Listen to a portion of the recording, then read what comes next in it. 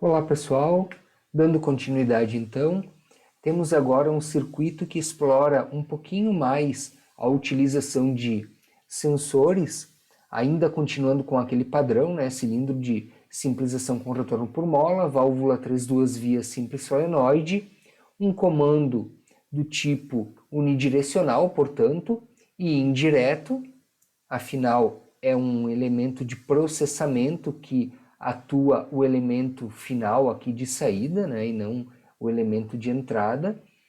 E nesta estrutura nós temos então agora, além do sensor 1S2 que identifica que o cilindro avançou, nós temos o sensor 1S1 que identifica que o cilindro está recuado.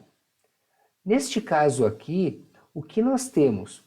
O nosso botão de acionamento, agora ele tem um símbolo um pouquinho diferente, porque ele é um botão comutador e não mais um botão de impulso. Então, ele é um botão que a partir do momento que ele foi acionado, ele permanece acionado. Nós temos o sensor 1S1 fazendo o acionamento do circuito, como se fosse um botão de liga. E aqui é importante observar que este contato, ele é um contato NA, um contato normalmente aberto, porém ele não está no seu estado lógico 0, ele está no seu estado lógico 1, indicado aqui por esta seta. Por que ele está no seu estado lógico 1?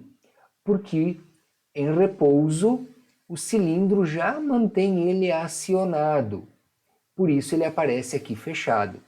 Isto significa que ao habilitar o botão comutador, aqui chamado de S2, a corrente elétrica já passará por esta parte do circuito em direção à bobina do nosso relé K1. O sensor 1S2, por sua vez, ele possui um contato fechado, fazendo aqui a função de botão de desligamento. Então, vamos para o teste. Acionado o botão comutador S2, ele permanece, pois é um botão com duas posições fixas. O cilindro avança, aciona um S2, que abre aqui em cima, desenergizando a bobina de K1. Quando o cilindro retorna, ele fecha o sensor S1, ligando novamente o K1, que faz a retenção e a energização do solenoide Y1.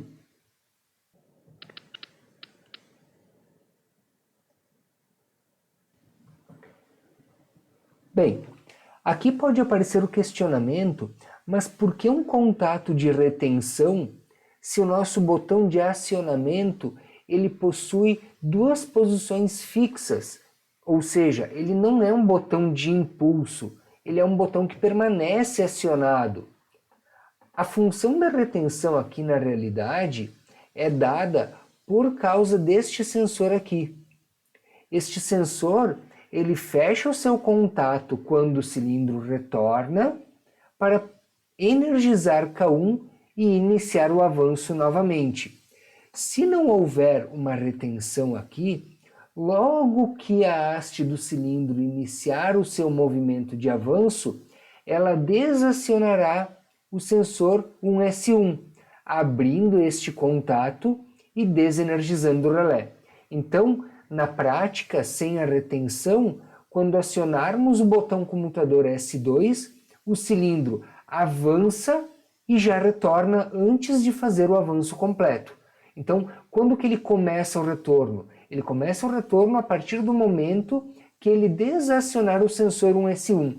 Então, provavelmente a haste do cilindro irá avançar alguns poucos milímetros ou 1 centímetro, talvez 2, dependendo a posição do sensor e como ele está sendo acionado, e já retorna. Então, a haste do cilindro não conseguiria fazer o avanço por completo. Por fim, apenas para reforçar, temos aqui o mesmo tipo de funcionamento, porém com um cilindro de duplação. Como estamos utilizando uma válvula de simples solenoide, o comando elétrico permanece exatamente o mesmo. Podemos testar aqui, é o mesmo circuito de comando e realiza o mesmo funcionamento.